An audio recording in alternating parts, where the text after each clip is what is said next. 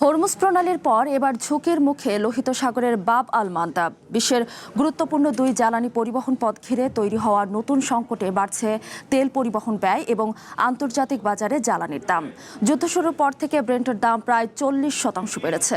বৃহস্পতিবার আন্তর্জাতিক বাজারে অপরিশোধিত তেলের দাম মে মাসের পর এই প্রথম ব্যারেল প্রতি $100 ছাড়িয়ে যায়।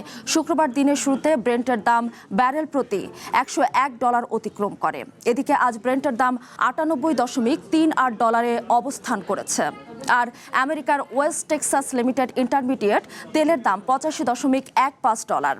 এরই মধ্যে বাংলাদেশে এলএনজি সরবরাহ অর্ধেকে কমিয়ে দিয়েছে সবচেয়ে বড় এলএনজি সরবরাহকারী কাতার এনার্জি। এতে সংকট পূরণে খোলা বাজারের দিকে ঝুঁকতে হচ্ছে সরকারকে।